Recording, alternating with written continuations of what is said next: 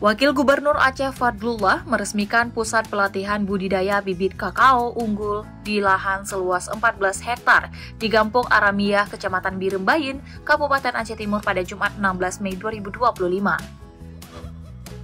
Pemerintah Aceh dan Pemkab Aceh Timur akan bekerja sama dengan Mars Incorporate membangun kebun benih kakao unggul di lahan seluas 14 hektar tersebut. Anak muda dan perempuan setempat akan dilatih untuk memproduksi benih kakao unggul. Wakil Gubernur Aceh Fadlullah mengatakan, pengembangan sektor pertanian merupakan program prioritas pemerintah Aceh di bawah komando Gubernur Muzakir Manaf dan dirinya.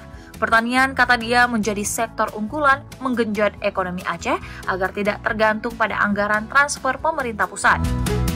Fadlullah mengatakan, kami terbuka kepada pihak manapun yang ingin berbisnis dan berinvestasi di Aceh. Kita punya lahan pertanian yang luas untuk dikembangkan. Wakil Gubernur Aceh itu mengapresiasi Mars Incorporate yang bersedia berkolaborasi untuk mengembangkan tanaman kakao di Aceh.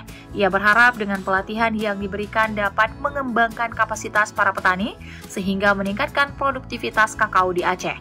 Fadlullah juga berharap kehadiran Mars Incorporate dapat mengatasi masalah mendasar petani kakao yaitu hama dan pemasaran.